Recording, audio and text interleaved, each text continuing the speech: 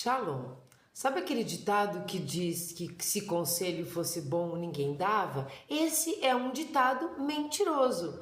Por que que ele é mentiroso? Ele é uma mentira. Porque muitos conselhos são muito bem-vindos e fazem muito bem para nós. E porque muitas pessoas que nos aconselham têm boa intenção. Nem todo mundo é de todo mal. Aliás, ninguém é de todo mal. No portal oitavo, onde nós trabalhamos autoavaliação, Havot e Halevavot, os deveres dos corações, do Rabino Barriei Pacuda, nós estamos na etapa 12, 12ª etapa, de 30 etapas de nós fazermos essa autoavaliação. O Rabino nos traz, me pareceu, mais um conselho sobre ignorar os apelos mundanos. O que é que nós temos que fazer? Dar as costas para as coisas do mundo? Ou será que nós precisamos conviver com as coisas do mundo, mas ignorar aquilo que é apelativo realmente e mundano demais ou em demasia? Não saia daí, eu sou a Sharon, você está comigo nos caminhos da Torá e hoje nós vamos aprender ou nós vamos absorver conselhos, que é o que me pareceu ser um conselho, do Rabino Barriei Pacuda, deveres dos corações. Até mais.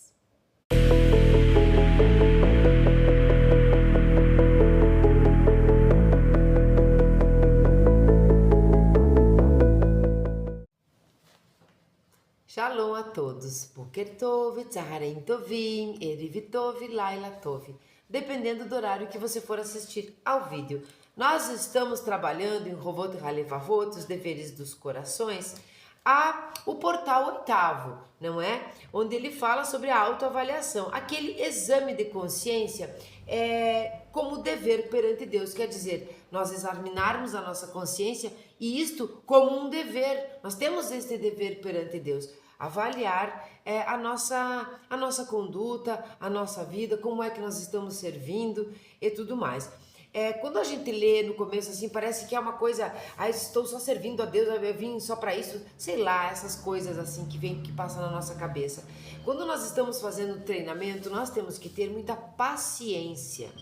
Sabe que ontem eu escutei um áudio verídico de um advogado, de um colega advogado, dizendo assim, que na advocacia nós precisamos ter técnica, paciência e inteligência. Quando nós estamos treinando desvendar coisas de nós mesmos, é parecido. Nós precisamos ter uma técnica. A técnica aqui, uma delas é essa, o treinamento de 30 dias de nós nos autoavaliarmos. Não é? Quando nós nos autoavaliamos, nós não temos só aquele indício de como nós estamos servindo a divindade. Não há aqui uma ortodoxia, não há aqui uma obrigação que te impõe medo. Não, é uma obrigação como ser que quer evoluir, e quando nós trabalhamos autoavaliação, nós acabamos nos autoavaliando com relação ao semelhante também. É uma consequência isso. Então a técnica lá quando nós fazemos o treinamento de não fazer lashon hará, é um autoconhecimento que beneficia a todos e serve melhor à divindade, não é? Aqui um treinamento sobre como nos autoavaliarmos com relação à divindade, o que repercute também nos semelhantes. Então, nós temos essas técnicas que os sábios nos deixaram e que existem sábios que ainda fazem isso, esses treinamentos, não é? Trabalhar o nosso emocional, trabalhar o nosso psicológico, tudo bem, tudo mais. Aí o advogado disse, técnica, então essas são as nossas técnicas, paciência. Por que paciência? Porque não é de um dia para o outro. Porque você faz alguma coisa aqui, se autoavalia, ok, achei bom, acho que estou indo no caminho, de repente cai, dá uma resvalada, faz uma bobagem, e isto é natural, por isso nós temos que ter paciência. E em terceiro lugar, nós temos que ter inteligência. Quando nós falamos de inteligência, você pode pensar assim, então aquele que é bem burro lá não consegue treinar, não consegue servir. Muito pelo contrário, às vezes ele serve muito melhor, até sem ler nada. Não é esta medida que nós estamos falando. Inteligência aqui é discernimento, que nós sejamos inteligíveis, que nós possamos aprender aquilo que nós estamos lendo e treinando seja inteligível para nós e que nós possamos também passar isso adiante. É um estado aqui de inteligência que não diz respeito à intelectualidade propriamente dita, à quantidade de conhecimento que a pessoa tem, ou de quantos livros ela leu ou deixou de ler. Não é isso, mas nos autoavaliarmos com uma técnica apropriada, com muita paciência, zelo e gentileza conosco mesmo, e com inteligência, com coisas inteligíveis, que nós possamos compreender. Os textos, eles são extensos, então a gente também tem que ter paciência com relação a isso. Queremos tudo ontem, tudo depressa, tudo rápido, tudo é fácil, coloca no Google, tem IA, nós não temos mais paciência, nós estamos perdendo isso. Já não tínhamos antes sem a tecnologia, estamos perdendo cada vez mais, então nós temos que ter paciência quando nós estamos fazendo um trabalho de autoconhecimento, quando nós estamos fazendo um trabalho que vai repercutir para a humanidade. Então os textos são extensos, mas eles têm as fontes e muita riqueza para que a gente busque mais se quiser e também para que a gente fique só com o texto, por isso eles são muito ricos. Na etapa 12, 12ª etapa do portal oitavo, o título é Ignorar os apelos mundanos. E como eu disse antes, eu percebi aqui um aconselhamento, não há uma obrigação imposta, há uma obrigação assimilada, entendida. Você precisa internalizar e pensar, eu tenho esta obrigação. E a palavra aqui não fica aquela imposição, eu não quero fazer, sou obrigado, não. Obrigação no sentido de quando a gente diz para uma pessoa assim, ai, muito obrigada. Você está falando o que para ela? Você não disse gratidão, você não está simplesmente agradecendo, você está agradecendo e deixando claro que você se sente na obrigação. Existe uma recíproca de devolver aquele favor, aquela atitude que a pessoa teve com você. Então diz assim, o homem deve prosseguir na autoavaliação quando seu coração cobiça os prazeres deste mundo e nisto emprega seu entusiasmo, energia mental e forças, quando deveria empregar seu manancial de vida para servir ao Altíssimo e preparar-se para o mundo vindouro. Veja que nós já falamos aqui, Barrier Pacuda era muito devoto, existiram algumas polêmicas, a gente sabe, muito devoto, muito crente no sentido desta divindade a qual nós temos que estar sempre trabalhando em prol dela. Então, como é que nós vamos colocar isso nos dias de hoje sem perder essa devoção? Ele diz aqui, é quando o seu coração cobiça os prazeres deste mundo. Então eu não posso cobiçar, cobiça já é ruim, mas então eu não posso querer os prazeres desse mundo? Não, ele vem adiante e diz, e nisto a pessoa emprega seu entusiasmo, energia mental e forças, quer dizer, ela se doa por inteiro para os prazeres do mundo. É isso que ele quer dizer, é aqui que está o conselho, não é para você sair, um dos conselhos, para você sair do mundo ou negar as coisas do mundo, porque você também vai estar negando a divindade, afinal de contas tudo que existe aqui nos foi oferecido para que nós usufruemos, para que nós usufruíssemos de tudo isso. Então, ele fala na energia mental e forças quando deveria empregar seu manancial de vida para servir ao Altíssimo. Em todos os outros dias ele sempre fala, ele sempre nos explica, se você pode fazer isso com o humano, por que não pode fazer com Hashem? Se você... ele faz as analogias. Aqui ele fala em energia vital, entusiasmo, né? A própria inteligência, o seu dia, o seu tempo, empregado demais, né? Em demasia para as coisas mundanas. Então aqui ele está dizendo não, menos, não é? Você está perdendo um pouco de tempo, a energia demais, gasta nas coisas mundanas que são temporárias. Então você deveria estar tratando dessa energia, gastando, usando essa energia vital para a divindade, tanto para este mundo quanto para o mundo vindouro. O que ele diz aqui? Que nós somos seres em evolução. Seres em evolução, que Deus tem um plano, este plano é evolução. Como eu sempre falo aqui, o mundo vindouro pode ser entendido como aqui mesmo. O mundo vindouro pode ser entendido após a nossa passagem. Então, aquela história do vou colher os frutos que plantei está em todas as esferas da existência, tá? Seja ela física, seja ela não física do ser humano. não é? Logo se dará conta, essa pessoa que faz isso o tempo todo, que gasta energia com as coisas mundanas, logo se dará conta que sua ambição materialista jamais será saciada, como uma fogueira, que acende mais forte cada vez que lhe adicionamos uma acha de lenha. Por quê? Porque quanto mais nós temos, quanto mais nós desejamos, mais nós queremos desejar. E quanto nós mais obtemos, né, temos aquilo que nós desejamos, aquilo que era desejo passa a ser comum. Passou, eu quero outra coisa. E provavelmente outra, e outra, e outra, e às vezes elas maiores. É nisso que ele diz. É um entusiasmo gasto em demasia, nisso que nunca tem fim. Porque se você fica colocando lenha na fogueira, a fogueira cresce. Se você quer que a fogueira fique estável, você não fica colocando lenha, você observa o fogo, você mantém o equilíbrio, ele não apaga, mas também não incendeia. Esse é o equilíbrio, esse é o caminho do meio. Se todos os seus pensamentos se voltam para as suas ambições, todos os seus pensamentos se voltam. Mais uma vez, ele não está dizendo para não ter ambições boas, por exemplo, né? Desejos de prosperidade, não é isso.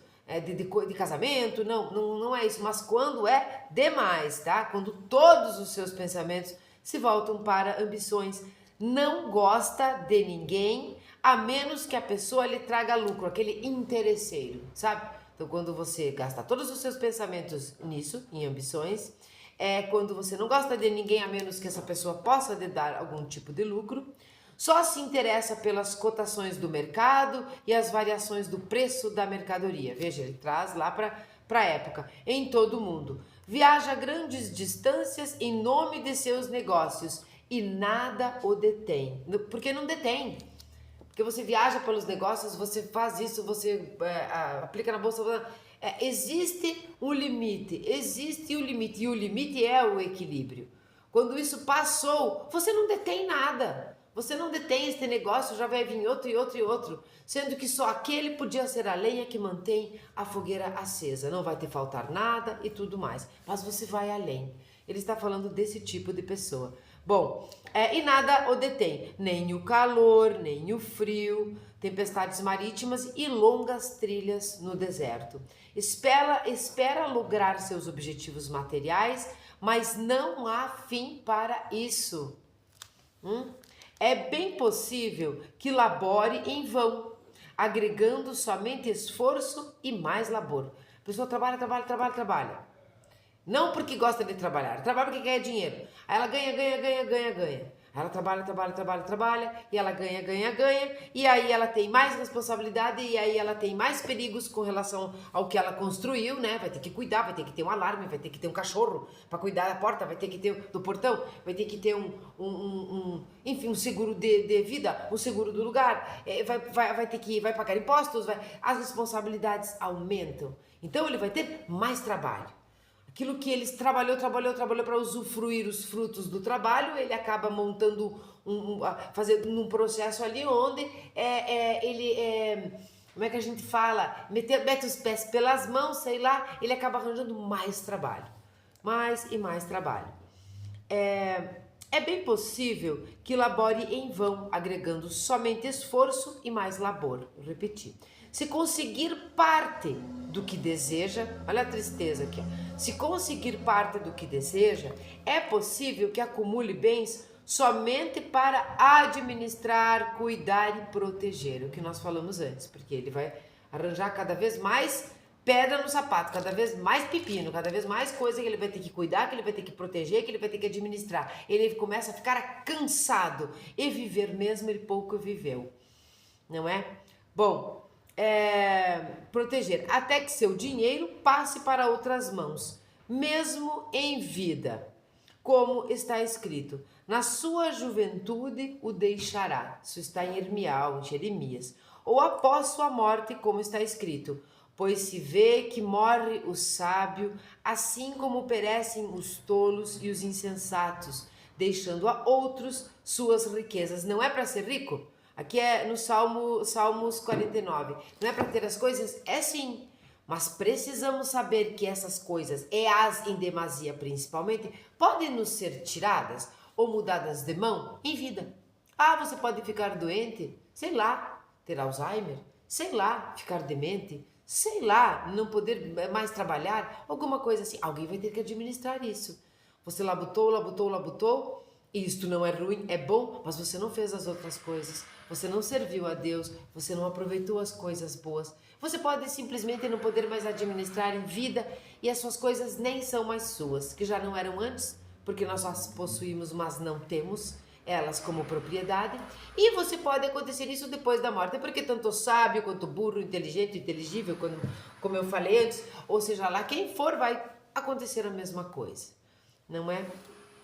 O mais sábio dos homens, o rei Salomão, alertou-nos contra o excessivo esforço para acumular fortuna, como está escrito: não dedique tua inteligência para ganhar dinheiro, desista. Esse aqui eu acho espetacular. Não dedique tua inteligência para ganhar dinheiro, desista. A tua inteligência mesmo. Não dedique para ganhar dinheiro, dedique um pouco dessa inteligência para ter a técnica certa, para investir no negócio certo, para fazer um trabalho que te dê prazer, que te dê lucro também, que ajude a humanidade, todas essas coisas reunidas, mas não use a sua inteligência genuína, aquela inata, aquela inteligência mesmo, aquele discernimento, aquela hormá. Não é? Aquilo que nos realmente nos mostra a semelhança com Hashem, né? Sua imagem e semelhança. Não use isso para ganhar dinheiro. Isso você deve usar para aquilo que fica, aquilo que é permanente. O que você vai deixar delegado para os seus filhos, para os seus netos e bisnetos, é que saiu da sua boca, que saiu das suas atitudes, da sua maneira de se comportar e tudo mais. Aquilo que você trouxe, uma palavra bonita, enfim, ou a sua própria inteligência que você usou para o crescimento disso que é forte e que é para sempre. Os nossos laços que são para sempre. Agora, se você usar a inteligência para ganhar dinheiro, então você depende não só do dinheiro como da inteligência, você depende que a tua vida nunca termine, enfim, você é como apostar no cavalo errado. Isso é Provérbios, tá? Mishlei, do rei Salomão. E descreveu os problemas que isto causa, esse negócio de usar a inteligência para ganhar dinheiro. Antes que possa pôr teus olhos nela, já se foi. Quantas vezes, não é? Antes que se possa pôr teus olhos nela, já se foi. Outro rei sábio, o rei David, nos orientou e encorajou para dedicarmos nossos esforços em prol do básico para nosso sustento, dizendo: o trabalho de suas mãos proverá seu sustento, feliz será e tudo lhe correrá bem. Quando ele fala que o trabalho de suas mãos proverá o seu sustento, ele diz: proverá o seu sustento, o sustento você vai ter. E aí a gente fica pensando: tá, mas só isso, eu quero mais. Eu quero tranquilidade, não quero só me sustentar, eu quero lazer, eu quero tudo isso. Aqui no sustento, tudo está incluído. Não é simplesmente comer e se vestir. É comer, é se vestir, é ter lazer, é confraternizar, porque depois ele diz, a continuação do Salmo: feliz será, se isso você fizer, né? O trabalho de suas mãos proverá seu sustento. E por isso, feliz será, e tudo lhe correrá bem, quer dizer, tudo lhe correrá bem. Não é como quando o rei Salomão pede sabedoria e Deus dá tudo, porque ele pediu sua sabedoria, mas o fato dele pedir sabedoria e ter sabedoria, e trabalhar com sabedoria, deu para ele a oportunidade e o direito, o mérito de ter todas as outras coisas. Então, serás feliz e tudo lhe correrá bem. Salomão pediu a Deus para agraciá-lo com todos os meios necessários para a sua subsistência, poupando-o da riqueza que leva à luxúria e da pobreza à imoralidade e ao abandono da religião. Quer dizer, quando a gente fala nem tanto ao céu, nem tanto ao inferno, mesmo que não exista inferno, né? Nem tanto ao céu, nem tanto ao inferno. Não seja rico, para agraciá-lo. Não seja rico o suficiente para se deixar levar pela luxúria, não é? E nem mesmo pobre o suficiente para ficar imoral e abandonar a própria religião. A pessoa que fica muito pobre começa a colocar a culpa em Deus, não é? Independente de religião, começa a ficar desgostoso e imoral. Duas coisas te pedi. Estamos falando de Salomão, tá? Não me destine riqueza nem pobreza, dê-me apenas o pão diário, para que não enriqueça e negue meu Deus, e nem para que empobreça e venha a roubar. Sabe que não é todo mundo, mas nós conhecemos aquelas histórias corriqueiras e repetidas daquele que às vezes nada tinha, de repente ganha um monte de coisa, em vez de agradecer a sua subida, a sua ascensão, ele simplesmente nega a Deus. Por quê? Porque foi tudo eu que fiz. Eu fui lá, eu trabalhei, eu me esforcei, não é? Ou os meus pais se esforçaram e eu herdei, eu que sou rico, eu que tenho as coisas, eu sou promissor, eu sou próspero, eu sou um sucesso e eu nego a Deus porque eu estava lá sozinho, eu fiz tudo sozinho. Então, que você não seja rico o suficiente, é claro que você pode ser rico o suficiente e não ser assim, mas generalizando aquela quantidade de pessoas que acaba fazendo isso. Aí ele diz, nem tão pobre, que eu tenho que roubar, porque também não posso me dar ao luxo de roubar, sim, ao luxo, porque se ferra aqui. Nós estamos construindo um futuro, não é mesmo? Continuando. E fez Jacó uma promessa. Um minuto. Tá, eu não sei se é um minuto, eu vou botar o reloginho.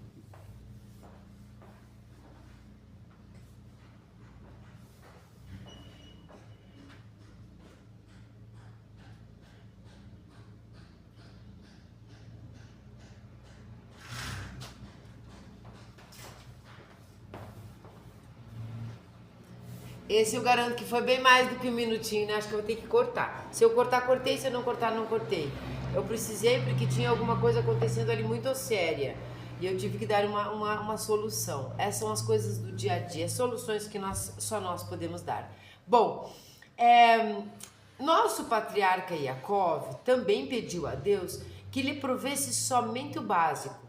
E fez Jacó uma promessa, dizendo... Se Deus for comigo e me guardar neste caminho que vou seguindo e me der pão para comer e roupa para vestir. E assim ele fez a sua promessa.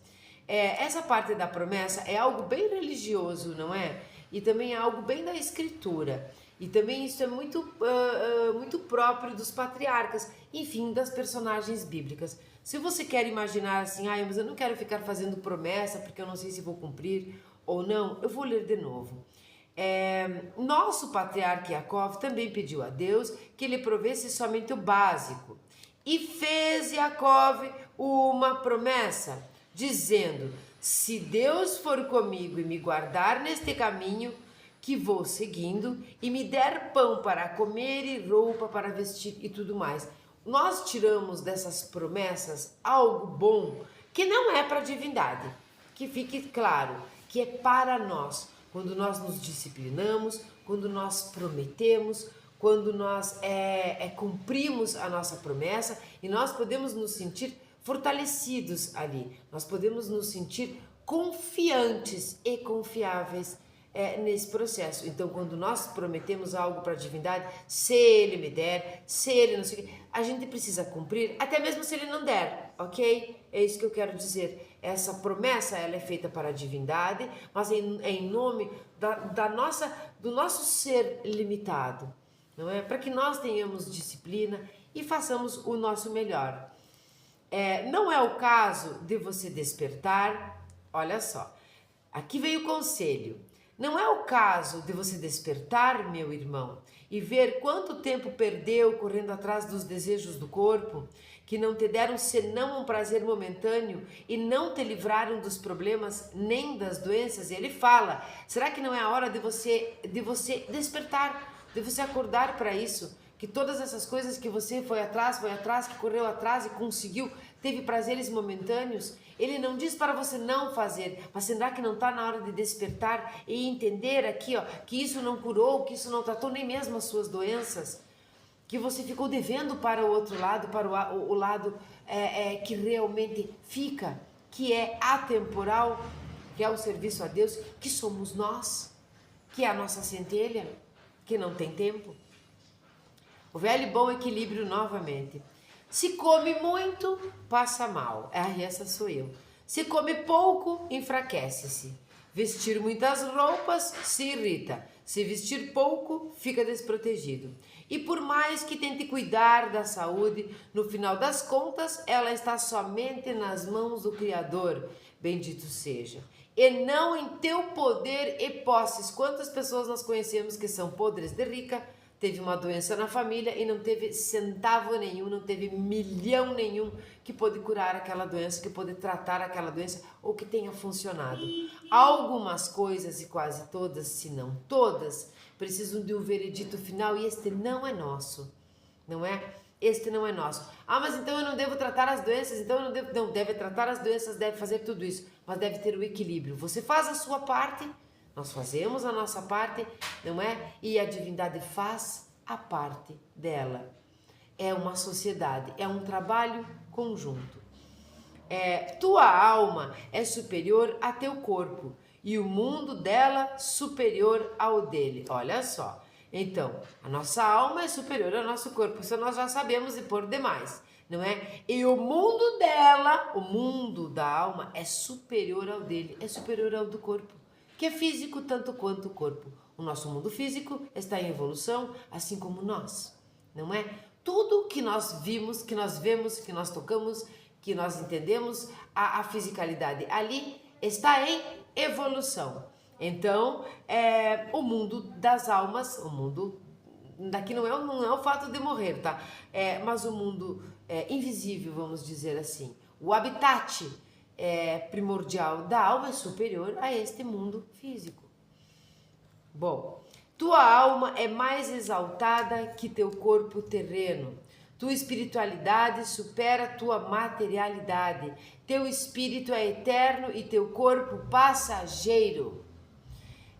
Teu espírito permanece mesmo quando teu corpo decai.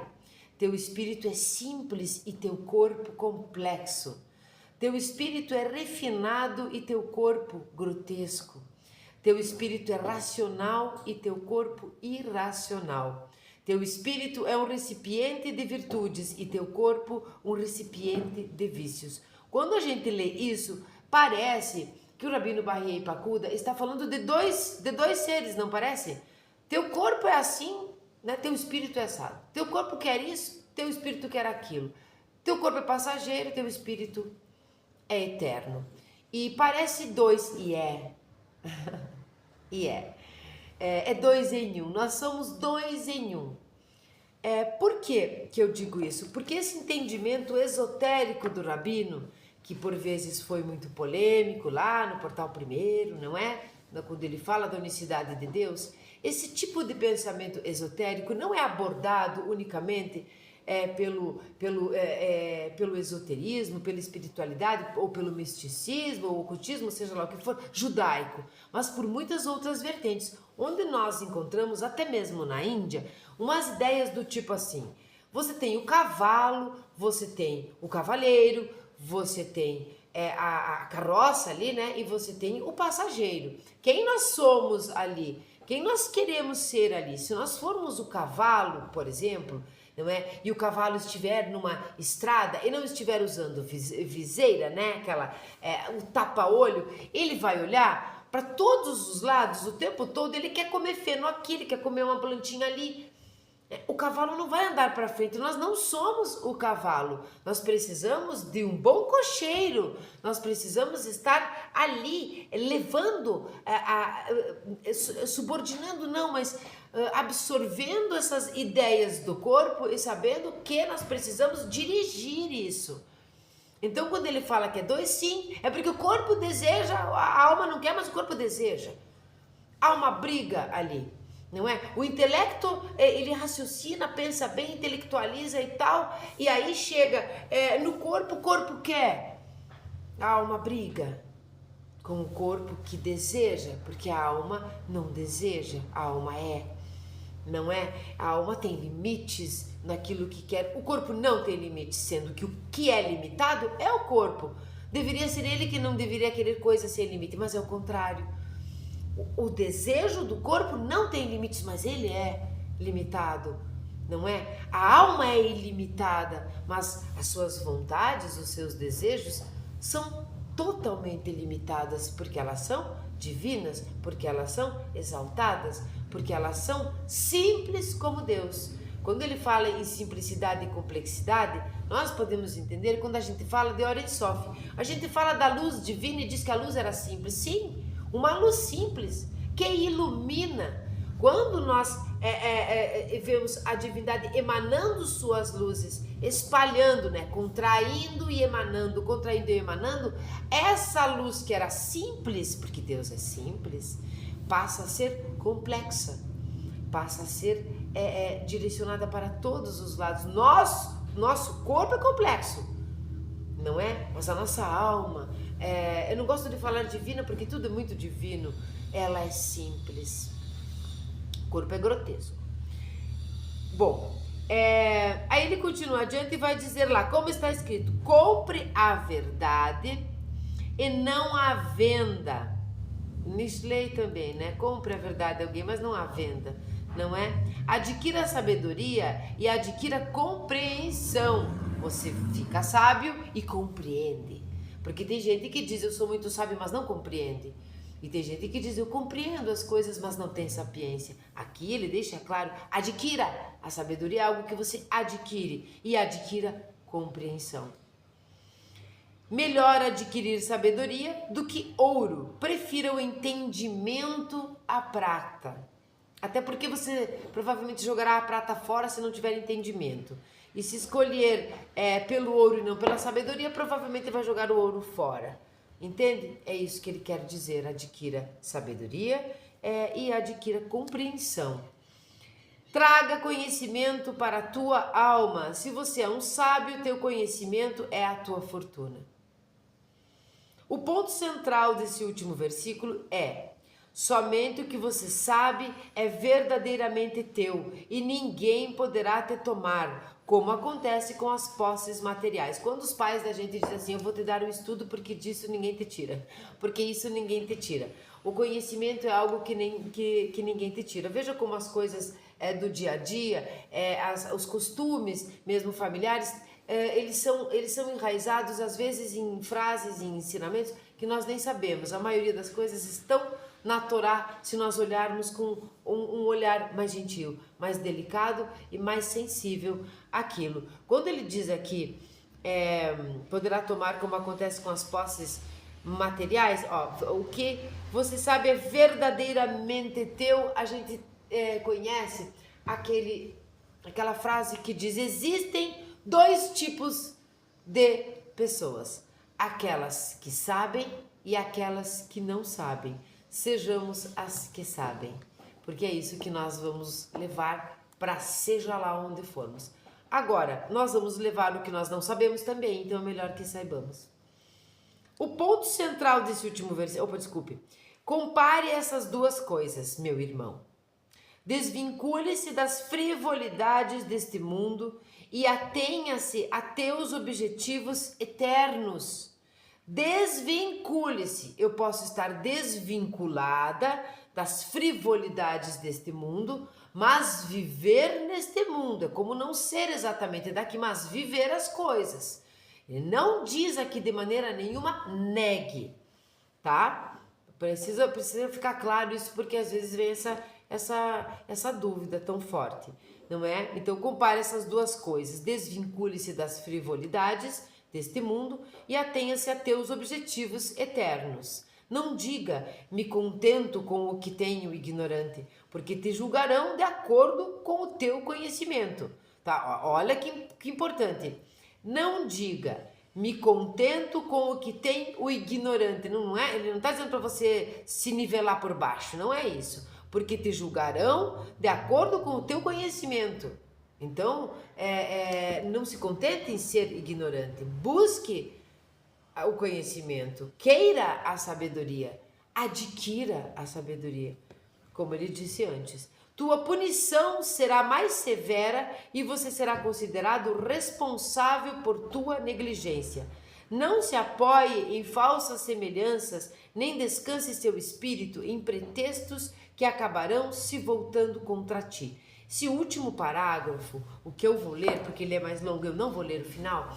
Esse último parágrafo nos mostra, assim como todos os ensinamentos dos grandes sábios, não dos sábios mais ou menos, dos grandes sábios do judaísmo, nos deixa clara a ideia de retorno à terra, não é? De reencarnação e de uma busca que vai além desse momento ou desse ciclo. Tua punição será mais severa e você será considerado responsável por tua negligência. Quando você não procura sabedoria, quando você não procura melhorar, quando nós achamos que está ali, está tudo bem. Ele não diz aqui não seja rico, seja pobre. Ele não diz aqui seja pobre, não seja rico. Ele não diz esse tipo de coisa. Ele demonstra, ele nos aconselha. Por isso eu vi nesse portal aqui, ou melhor, nessa etapa do oitavo portal, conselhos para nós. Conselhos. Não queira riqueza demasiada que talvez você não consiga segurar o cavalo. É isso que ele quis dizer. Não queira demais se você não tem certeza se tem condições de ter este sucesso, este dinheiro, sem vacilar, sem cair na luxúria, sem jogar tudo fora, sem cair nos vícios, não é? Sem alimentar por demasiado o seu ego, aquele que deveria estar ali equilibrando as duas partes. Mas por outro lado, não queira ser ou não seja pobre o suficiente para cair na imoralidade, para roubar. Entende? Nós precisamos buscar a sabedoria.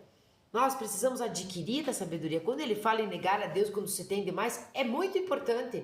Esse último parágrafo, ele está deixando nítido para o meu compreendimento, minha opinião particular, ele está aqui deixando claro que não termina aqui e que nós precisamos não só plantar para colher depois, nós temos que plantar a coisa certa.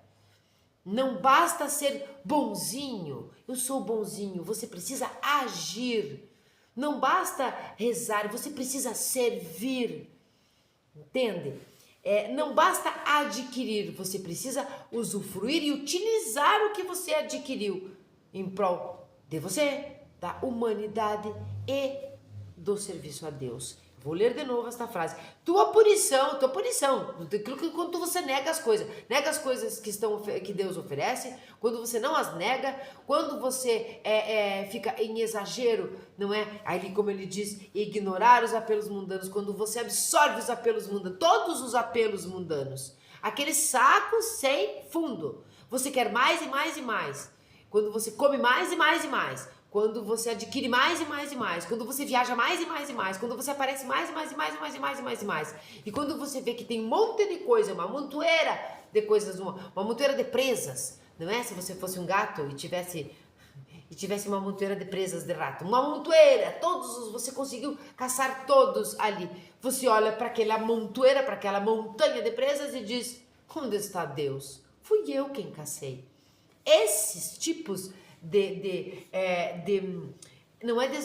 são desafios, mas este tipo de coisa que pode acontecer, este tipo de cama de gato, nós precisamos, não é fugir dela, mas nós precisamos evitar.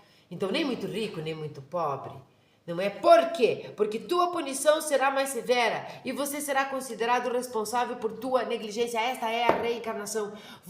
Somente você será responsável pela consequência das das ações que você causou.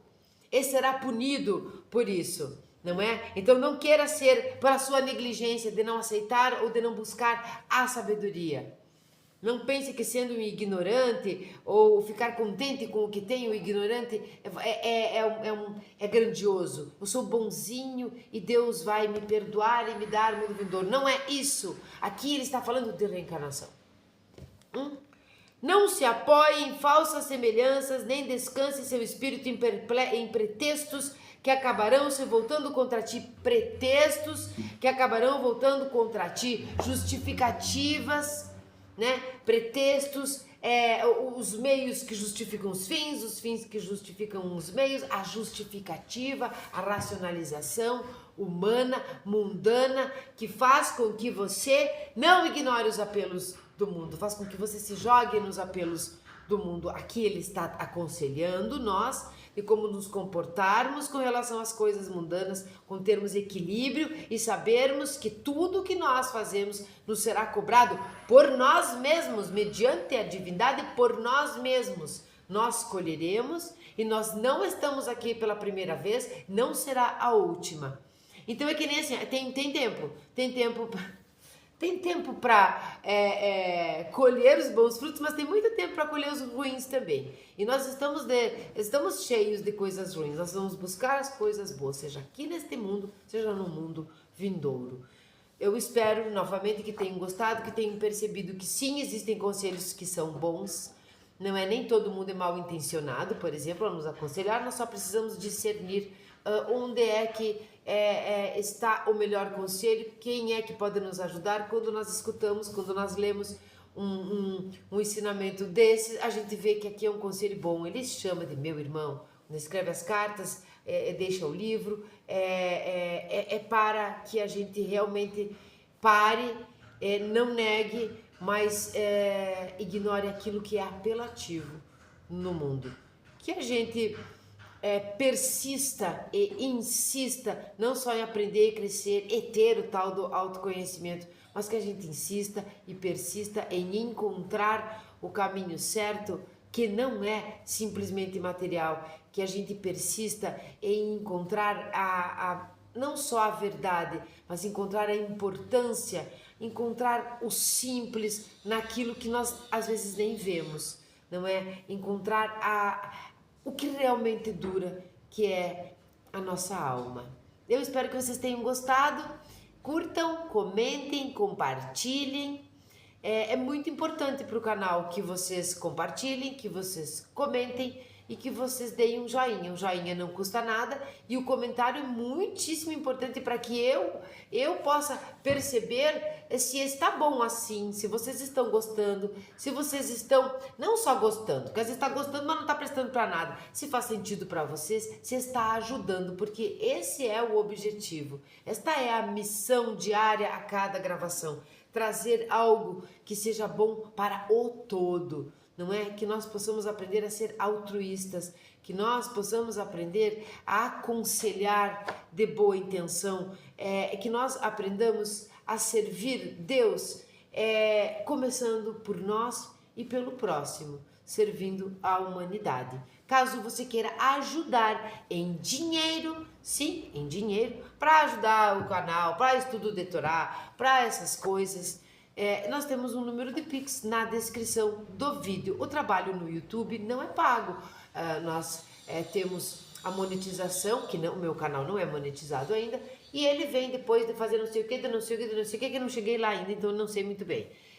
Existem muitas coisas que ficam em volta disso, e às vezes a gente pensa, mas está fazendo isso, só aquilo para ganhar dinheiro. Quantas e quantas vezes eu julguei as pessoas quando chegava assim, e eu escutava essas frases que eu tô dizendo agora. Ai, que raiva, tô falando a mesma coisa. Que tapa de luva que foi pra mim.